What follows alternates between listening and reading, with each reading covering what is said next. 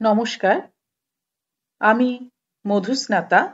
আমার গল্পের গ্রামোফোন চ্যানেলের আরও একটি পর্বে আপনাদের সকলকে আরও একবার স্বাগত জানাচ্ছি। আজ গল্পের গ্রামোফোন চ্যানেলের নিবেদন আশাপূর্ণা দেবী রচিত গল্প ভাড়াটে বাড়ি। গল্পটি শুনুন। আপনাদের যদি আমার পাঠ করা এই গল্পটি ভালো লাগে তাহলে অবশ্যই আপনারা আমার এই চ্যানেলটিকে লাইক, শেয়ার এবং সাবস্ক্রাইব করে নেবেন। আর পাশে থাকা বেল আইকনটিকে প্রেস করে দেবেন, তাহলে প্রতিবারই নিত্য নতুন গল্পের নোটিফিকেশন সবার আগে আপনাদের কাছে পৌঁছে যাবে। শুরু করছি আজকের গল্প পাঠ। অবশেষে বাড়ি মিলেছে, মনের মতো বাড়ি। ভাড়াটে বাড়ি যে আজকাল আর পাওয়া যায় না এ কথা কচি ছেলেটাও জানে। তবু দীর্ঘকাল ধরে কচি ছেলের বাড়া বায়না করে এসেছে রমলা। এ বাড়ি থেকে সে উঠে যাবেই যাবে। এই অসাধ্য সাধনের সাধনায় একদিনও এক তিল স্বস্তি দেয়নি সুরেশকে।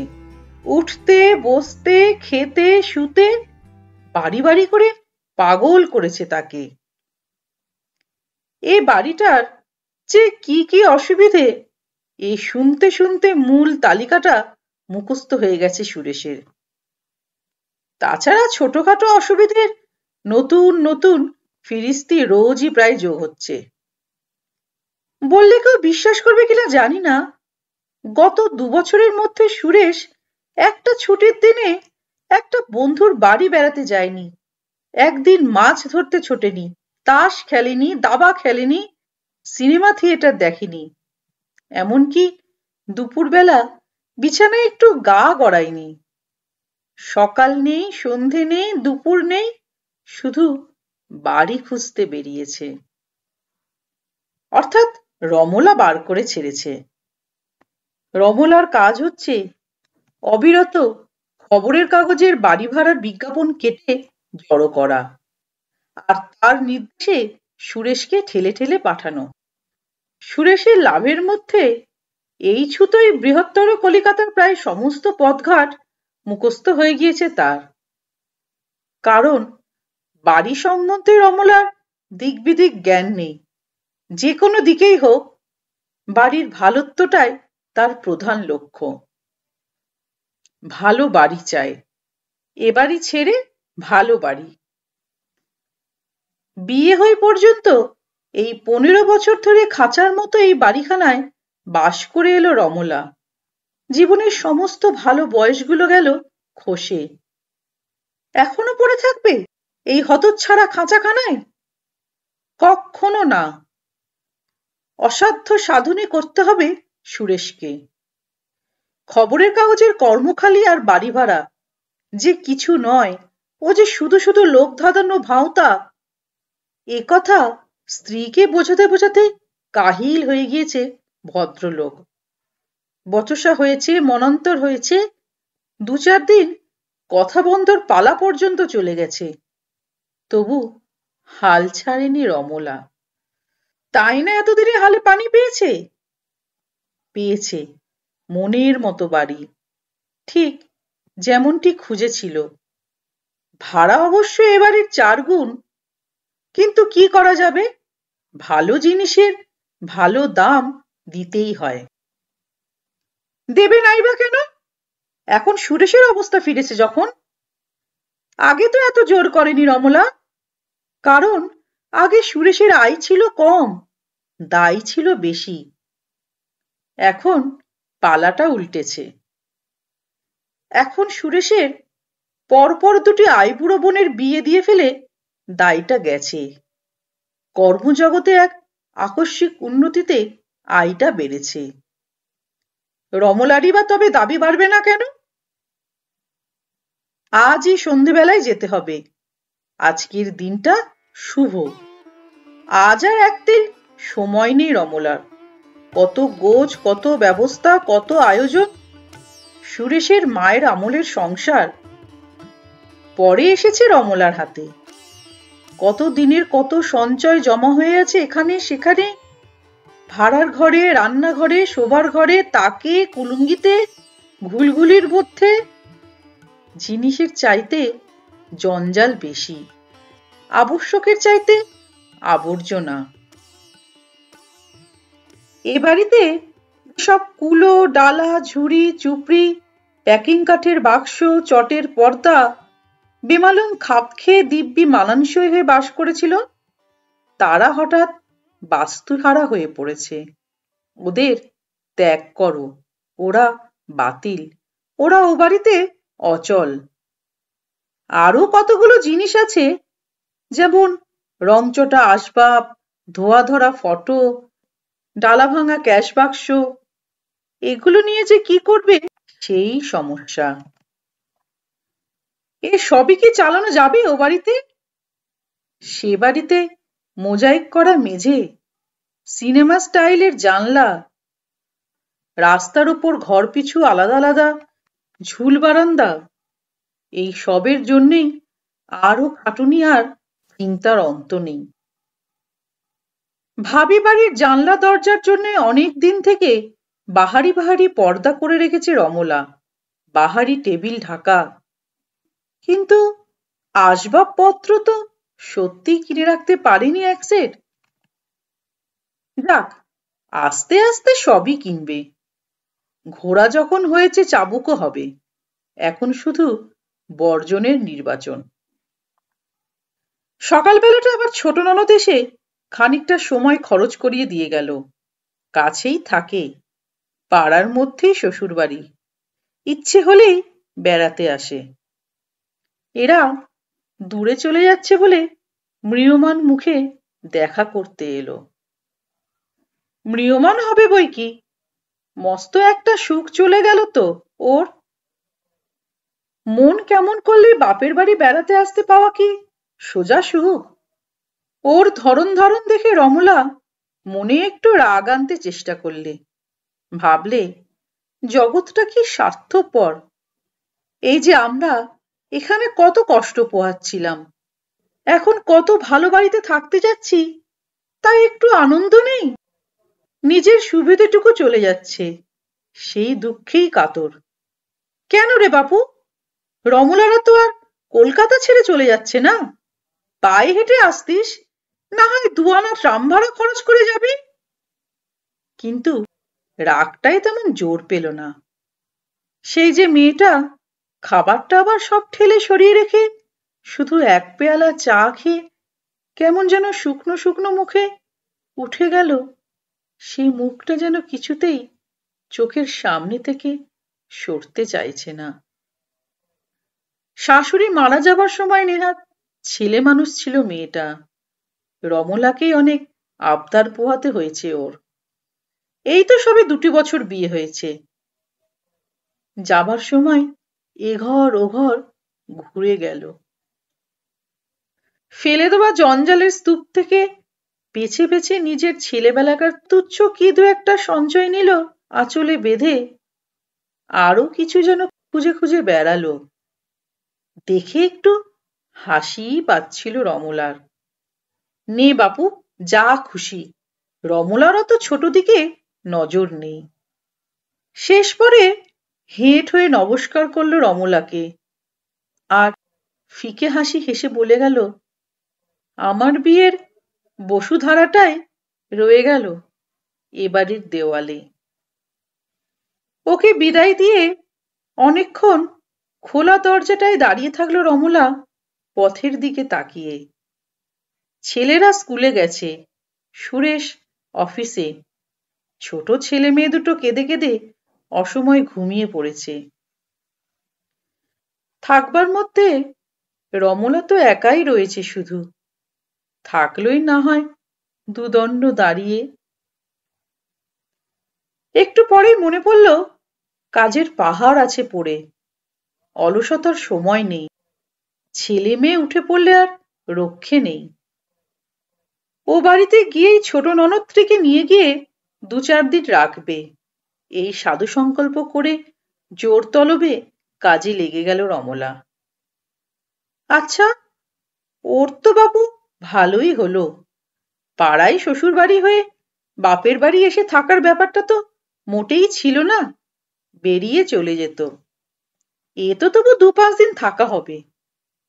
না না, এ বেশ ভালোই হয়েছে। বসুধারার কথায় ভাড়ার ঘরে ঢুকে নতুন করে চোখ পড়ল ভুলে যাওয়া দেওয়ালের দিকে। ভুলে যাওয়ারই কথা, ধোঁয়ায় ধুলোয় কুৎসিত বিবর্ণ ওই দেয়ালগুলোকে দেওয়াল বলে মনেই হয় না। পথ আর ঘর, এই দুটোকে আলাদা করবার একটা আড়াল মাত্র। বসুধারা একটা কেন, গোটা 3-4ই তো রয়েছে। সদ্য টাটকা ধারাটা এই ছোট ননদের বিয়ের, তার আগেরটা মেজ ননদের। সব থেকে পুরনো ওই মেটে বিবর্ণ দাগটা তো শুনেছে সুরেশেরই বিয়ের নান্দি মুখের।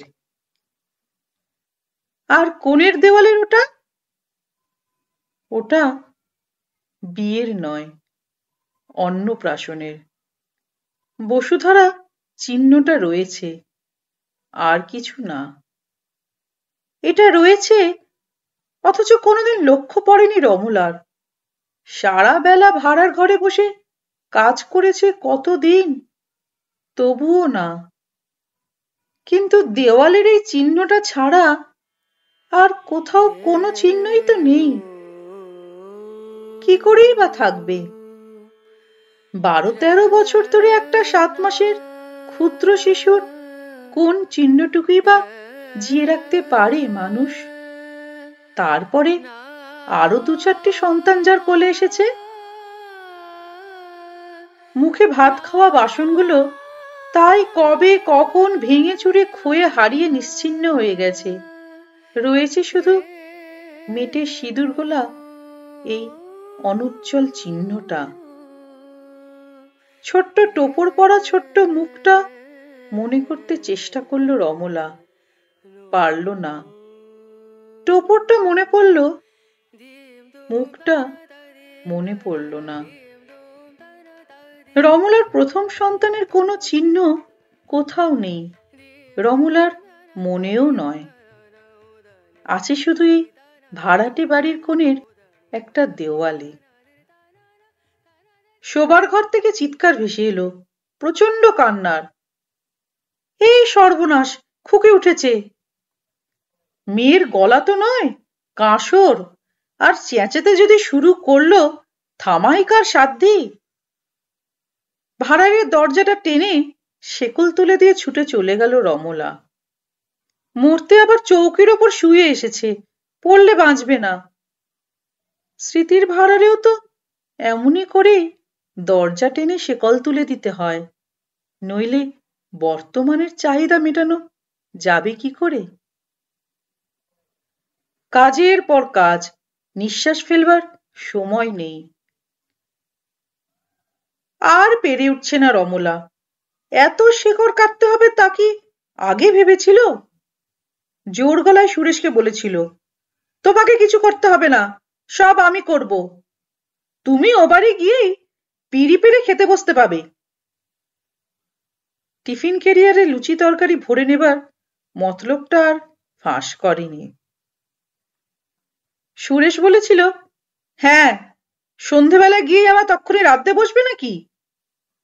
পাগল, কিছু কিনে টিনে খেলেই হবে। রমলা মিটিমিটি হেসেছিল। তাক লাগিয়ে দেবে সে সুরেশকে, কিন্তু তেমন পারল না। লেপের চালিটা ছাদের সিলিংয়ে ঝুলছে, ওটা খুলে নিতে সুরেশের সাহায্য চায়। ওটা নাকি সুরেশের বাবার হাতে টাঙানো। শ্বশুরকে রমলা দেখেনি, দেখেছে শ্বশুরের হাতের এই কাজটা। ওটা নামাতে পারেনি, আর খুলতে পারেনি এই ব্র্যাকেট আলনাটা। দেওয়ালের মায়া বিসর্জন দিয়ে বালি ভেঙে তছনছ করতেও পারেনি, মোক্ষম পুঁতে আছে। আর কিচ্ছু না করে চুপচাপ এই আলনাটার দিকেই চেয়ে বসে আছে রমলা। ঠিক ওর পাশেই যেন একটা হাস্যোজ্জ্বল কিশোর মুখ দেখতে পাচ্ছে। গোল গোল পুরন্ত মুখ, চোখে চশমা, হাতে হাতুড়িটা উঁচানো। আলনাটা পুঁতে ফেলে বাঁ হাতে বেশ নেড়েচেড়ে কাজের স্থায়িত্বটা দেখে নিয়ে হাসি হাসি মুখে বলছে, এতে কেবলমাত্র আমার জামাকাপড়ই থাকবে, বুঝলেন বৌদি মহাশয়া? আপনার শাড়ি ব্লাউজ চাপিয়েছেন কি? এই হাতুড়িটা রমলার মাথায় বসিয়ে দেবার ইঙ্গিত করেই হো হো হাসি। বাড়াবাড়ি রকমের হাসত। হাসির জন্যে সময় সময় ধমক খেত সুরেশের কাছে। সুরেশের ছোট ভাই দেবেন রমলারই সমবয়সী ছিল। থার্ড ইয়ারে উঠেই টাইফয়েড হলো। অফিস ফেরতই একেবারে ঠেলাগাড়ি আর মুটের পাল নিয়ে হৈ হৈ করে বাড়ি ঢুকলো সুরেশ।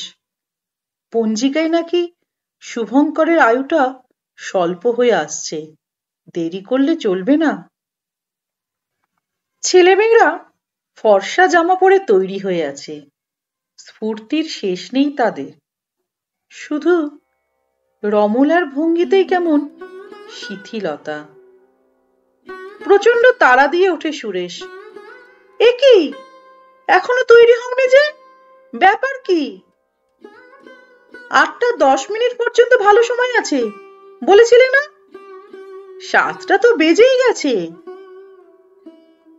রমলা মুখ তুলে স্বামীর মুখের দিকে চায়, ক্লান্ত স্বরে বলে, ভাবছি গিয়ে আর কি হবে, থেকেই যায় না।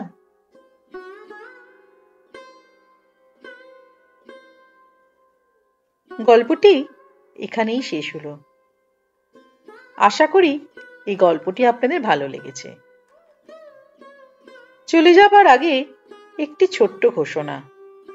আপনাদের যদি আপনাদের পছন্দের কোনো লেখকের লেখা কোনো বিশেষ গল্প শুনতে ইচ্ছে করে, অথবা আপনাদের যদি আপনাদের নিজস্ব লেখা কোনো গল্প থাকে যেটি আপনারা সকল শ্রোতাবৃন্দের সামনে তুলে ধরতে চান, তাহলে আমাকে কমেন্ট করে জানাবেন এবং সেই গল্পগুলি আমাকে পাঠিয়ে দেবেন। আমি অবশ্যই চেষ্টা করব সেই গল্পগুলি গল্পের গ্রামোফোন চ্যানেলের মাধ্যমে সকল শ্রোতাবৃন্দের সামনে তুলে ধরতে। খুব শিগগিরই আমি হাজির হব আরেকটি সুন্দর গল্প নিয়ে আমার গল্পের গ্রামোফোন চ্যানেলের পরবর্তী পর্বে। ততদিনে সকলে ভালো থাকবেন, সুস্থ থাকবেন। নমস্কার।